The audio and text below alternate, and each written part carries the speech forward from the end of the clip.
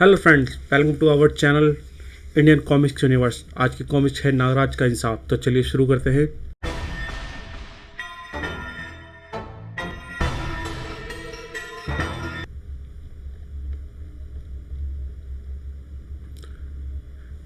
पिछले अंकों खूनी खोज खूनी यात्रा में आपने पढ़ा कि नागराज विश्व के बड़े बड़े अपराधियों को खात्मा करता हुआ इस बार अमेरिका के व पश्चिम यूरोप के सबसे खतरनाक गैंगस्टर विलियम की तलाश में न्यूयॉर्क जा पहुंचा था।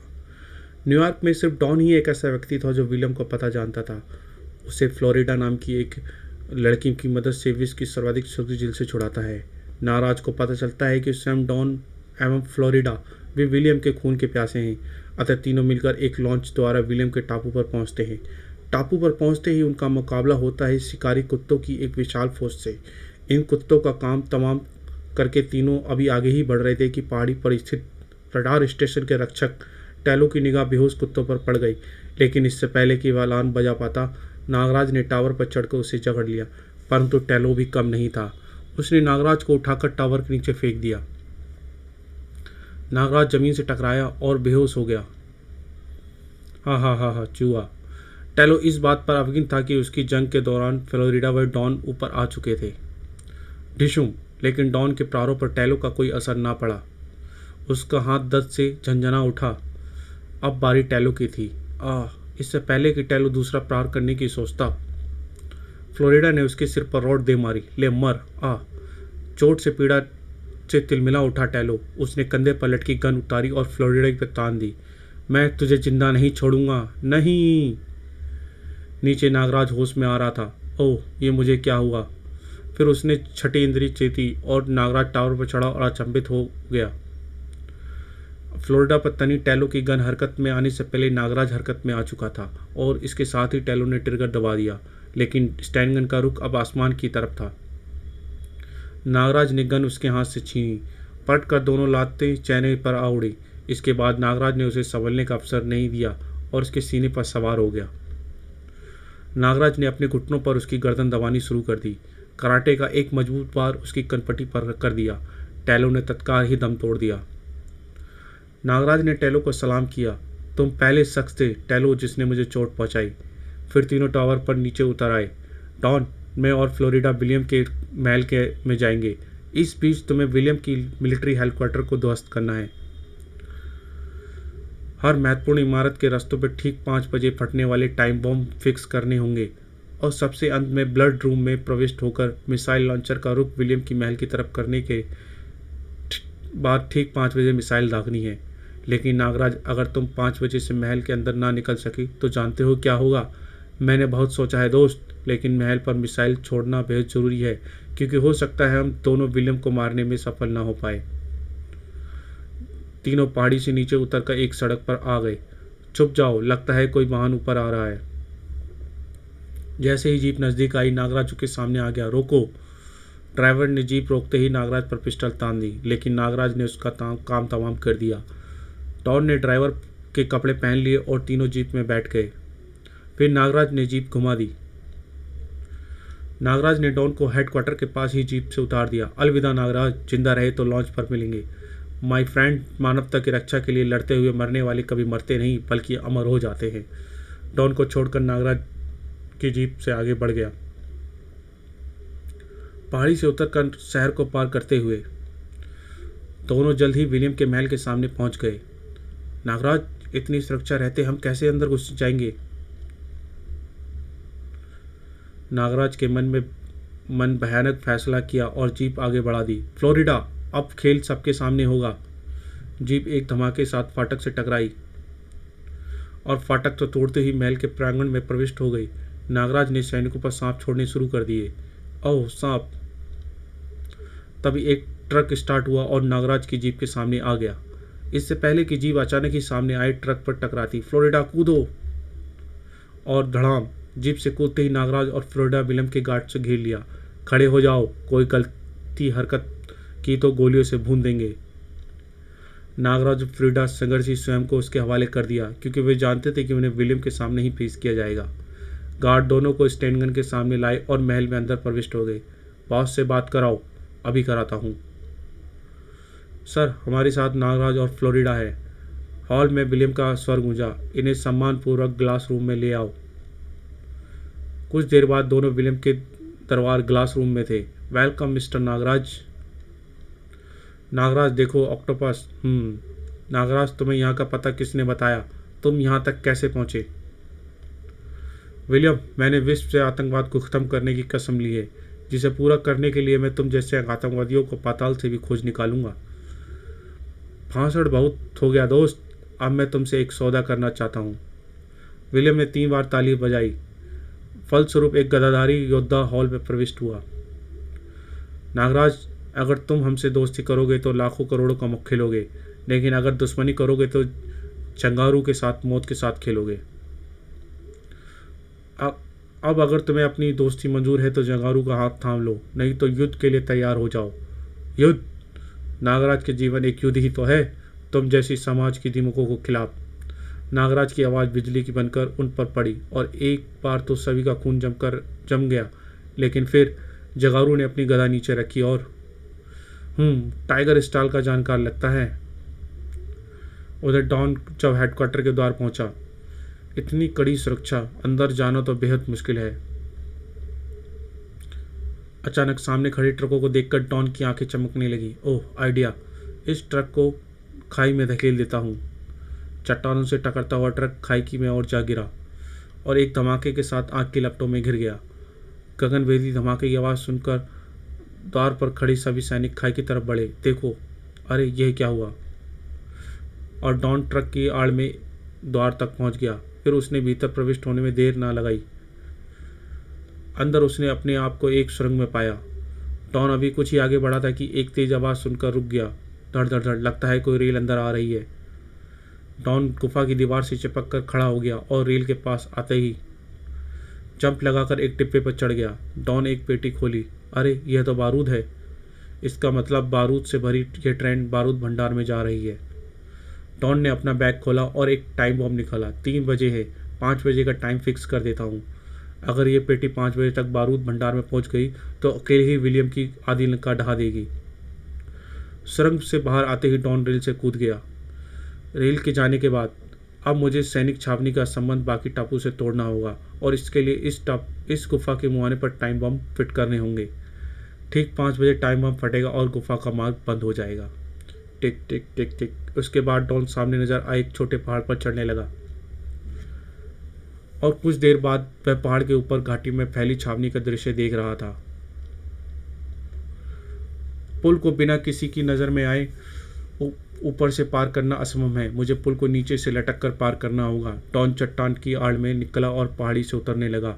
एक लंबा चक्कर लेता हुआ वह पहाड़ी से उतरता रहा और फिर चढ़ता हुआ ठीक पुल के नीचे आ गया।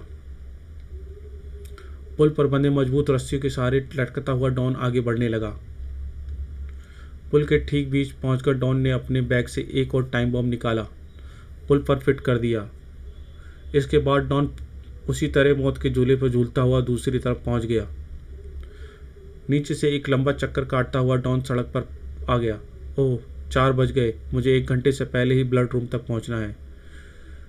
अभी वह ब्लड रूम तक पहुंचने के बारे में सोच ही रहा था कि सामने से आते 2 ऑफिसर उसे सैल्यूट मार दिए। ओह, इसका मतलब मैं काफ़ी बड़े ऑफिसर की वर्दी पहनी हुई है। अब डॉन कुछ निश्चित हो गया कि उसने सामने आती एक जीप को रुकवाया। मिस्टर, मेरी जीप खराब हो गई है, मुझे ब्लड रूम तक छोड़ दीजिए। आइए सर। उधर विलियम के महल के अंदर जगारू पर नागराज के अपने बाएं हाथ पर घूंसे का एक प्रचंड वार किया। ले संभल मेरा बायां हाथ। गुर्र। जगारू ने झपट कर उसका वापस हाथ थाम लिया और तेजी से घुमाने लगा। उफ। फिर अचानक उसे नागराज को छोड़ दिया। नागराज दूर जा गिरा। फ्लोरिडा ने नागराज को सहारा दिया। नागराज चोट तो नहीं आई। उसने बाला की तेजी से जंप लगाई और अगले ही पल जगारू के सामने पहुंच गया। उसने एक प्रचंड घूंसा उसकी छातियों में दे मारा। उसकी फ्लाइंग किक ने जगारू के जबड़े को हिला दिया। फिर नागराज ने उसे संभलने का मौका नहीं दिया और उसे अपने ऊपर से उछाल फेंका। जगारू उछलकर अपनी गधा के पास जा गिरा। जगारू ने मजबूती से गधा थाम ली। अब उसकी आंखों में नागराज की मौत नाच रही थी। जगारू ने गधा का भरपूर वार नागराज पर कर दिया। गधा शीशे पर फर्श पर जोरदार टकराई। गधा लगातार प्रारों से फर्श पर कई जगहों से टूट गया। ओ नागराज बचाओ, बहुत हुआ दरिंदों, अब तेरा अंत आ गया। नागराज ने नागरस्सी से झटका दिया। नागराज ने आगे बढ़कर उसकी चोटी पकड़ी और उसकी गर्दन से फंदा डालकर कस दिया। जगाड़ू के प्राण पखेरु हो गए। नागराज फ्लोरिडा को बचाने के लिए बढ़ा ही था कि घबराओ मत फ्लोरिडा, मैं आ रहा हूं। विलियम ने एक बटन दबा दिया। फलस्वरूप शीशे से फर्श बीच में फट गया और ऑक्टोपस अपनी आठों बाहों में फ्लोरिडा को जकड़ चुका था। नागराज ने नीचे डुबकी लगाई और टूटे हुए फर्श का कांच टुकड़ा निकाल लाया। फिर उसने नुकीली शीशे का वार ऑक्टोपस की आंख पर किया। तभी जख्मी ऑक्टोपस ने दर्द से झटपटाकर फ्लोरिडा को छोड़ दिया। इससे पहले कि ऑक्टोपस दोबारा हमला करता, नागराज के हाथ से 8 नागरस्सी निकली। 8 नागरस्सी ऑक्टोपस को प्रत्येक बाहों पर कस दी गई। अब नागराज की बाहों व ऑक्टोपस के बीच एक स्तंभ था। नागराज ने पूरी शक्ति बटोर नागरस्सी को खींचना शुरू किया और अगले ही पल ऑक्टोपस की 8 बाहें धड़ से अलग हो गई। नागराज पलट कर तैरता हुआ फ्लोरिडा के पास पहुंचा। इस बीच विलियम तालाब के किनारे पहुंच चुका था। विलियम ने नागराज को स्टैंडगन तान दी। वेल डन दोस्त, वेल डन। अब अपनी बहादुरी का इनाम पाने के लिए तैयार हो जाओ। विलियम ने स्टैंडगन का मुंह खोल दिया, लेकिन गोलियां नागराज को छू भी ना सकी। बीच में अभागी फ्लोरिडा आ गई। नहीं फ्लोरिडा नहीं, तुमने यह क्या किया? काश तुम्हें पता होता कि मुझ पर गोलियों का असर नहीं होता। नागराज, मेरा बदला, इंसाफ और इज। फ्लोरिडा ने दम तोड़ दिया। नागराज फ्लोरिडा को सब लेकर बाहर आया। विलियम जानता है, ये अब तक सिर्फ मेरी हत्या करने के लिए जीवित थी। इसे मारकर यह ना समझना कि तूने अपनी मौत को धोखा दे दिया। तूने इसके साथ बहुत बड़ी नाइंसाफ़ी की है। आज इसे इंसाफ ज़रूर मिलेगा। नागराज की आवाज़ में विलियम को जड़ कर दिया। नागराज ने एक ही झटके में उसकी गर्दन उखाड़ दी। विलियम के मरने के बाद उसके सैनिकों को होश आया। अरे, इसने तो मास्टर को मार दिया, मारो इसे, उड़ा दो। लेकिन ठहरो, सबके हथियार उठ के उठे रह गए। मूर्खों, मुझ पर गोलियां बर्बाद करने की जगह अपनी जान बचाओ। तुम्हारे मिलिट्री हेडक्वार्टर में 5 बजे का टाइम बम फिक्स किए जा चुके हैं। अब से आधे घंटे बाद फटेंगे और ठीक उसी समय इस महल के तुम्हारी मिसाइल लॉन्च से मिसाइल भी छूटेंगी और फिर तुम रहोगे ना टापू। कुछ ही मिनटों में सारे टापू निवासी समुद्र पर खड़ी लॉन्च की ओर बढ़ने लगे। नागराज ने विलियम के गुप्त कक्ष की तलाशी ली। ओह, मिल गए सारे दस्तावेज। इसमें बाहर के देशों के फैले आतंकवादियों के पते और काले कारनामे दर्ज होंगे। नागराज ने फ्लोरिडा का शव उठाया। ओह, केवल 10 मिनट शेष हैं। शीघ्र ही मुझे विलियम के हेलीकॉप्टर तक पहुंचना होगा। उधर मिलिट्री हेडक्वार्टर में जीप ड्राइवर के एडॉन पर ब्लड रूम के पास उतार दिया। ओह, 5 बजने में केवल 10 मिनट हैं। मुझे सीधा ही करनी होगी। थोड़ी देर बाद ब्लड रूम के सामने। ओह, लगता है इस वक्त अंदर कोई है। वॉल्ट के सामने पहुंचकर डॉन ने लीवर घुमाया। लॉक खुल गया। डॉन के दोनों दरवाजे जैसे ही सरकाए। अरे बाप रे, यह तो सायरन बज उठा। डॉन तेजी से अंदर घुस गया। सब मामला गड़बड़ हो गया। वॉल्ट को अंदर से लॉक कर देता हूँ। डॉन तेजी से बढ़ता हुआ कंट्रोल रूम में आ गया। ओह, 5 बजने में केवल 5 ही मिनट रह गए। इधर सायरन के सभी सैनिकों को सजग कर दिया। क्या हुआ? सब ब्लड रूम की ओर जमा हो गए। रूम में इस वक्त कौन गया होगा? खोलो इसे। सर, अंदर से लॉक है। गैस से काट दो इसे। Quick hurry up. 2 सैनिक वॉल्ट को गैस से काटने लग गए। जल्दी करो, लगता है कोई दुश्मन जासूस यहाँ आ गया है। उधर डॉन ने एक लीवर घुमाकर मिसाइल लॉन्चर का रुख महल की तरफ कर दिया। ओह, लगता है दरवाज़ा काटा जा रहा है। तभी बाहर कहीं गगनभेदी विस्फोट की आवाज़ कंट्रोल रूम में जलजला आ गया। ओह, लगता है 5 बज गए और रेल वाले टाइम बॉम्ब ने बारूद भंडार को उड़ा दिया। डॉन ने एक बटन पर उंगली रख दी। गॉड, अगर मैंने आज तक कोई अच्छा काम किया है तो उसके बदले नागराज और फ्लोरिडा को विलियम की महल से निकलना लेना। मिसाइल लॉन्चर से मिसाइल निकलकर महल की तरफ बढ़ने लगी। बाहर वॉल्ट काटते ही सैनिकों धमाके की आवाज़ सुनी और बारूद भंडार की तरफ बढ़ने लगे। क्या हुआ? भागो, हमला, भागो, धड़ाम भड़ाम। इसके बाद विक्ट्री टापू की वह छोटी सी पहाड़ी मानो ज्वालामुखी बन गई। पहले महल की छावनी से जोड़ने वाला पुल ध्वस्त हुआ। फिर गुफा का मुहाना बारूद से भरी एक अन्य रेल को अपने साथ ले डूबा। उधर नागराज विलियम के महल के ऊपर हेलीकॉप्टर पर उड़ा जा रहा था। ओह, 5 बज गए हैं, लेकिन और तभी मिसाइल ने महल को ध्वस्त कर दिया। Oh, ton you are great. Nagraj का हेलीकॉप्टर चल दिया। उधर डॉन ने कंट्रोल रूम का पिछला दरवाज़ा खोला। अरे वाह, बस थोड़ी सी ढलान पर ही मेरी किनारी निकासी का रास्ता नज़र आ रहा है। पहाड़ी से उतरकर डॉन समुद्र में कूद गया। बस कुछ ही घंटों में लॉन्च पर पहुंच जाऊंगा। लगभग 2 घंटे बाद नागराज ने लॉन्च पर डॉन का स्वागत किया। आओ डॉन, सचमुच तुम्हारे बिना यह मिशन अधूरा ही था। दोस्त, ये तो सिर्फ शुरुआत है मेरे लिए, मेरे नए जीवन की। लॉन्च धीरे धीरे न्यूयॉर्क की ओर बढ़ने लगी। समाप्त। गाइस, अगर ये वीडियो आपको अच्छी लगी हो तो इस वीडियो को लाइक करें, सब्सक्राइब करें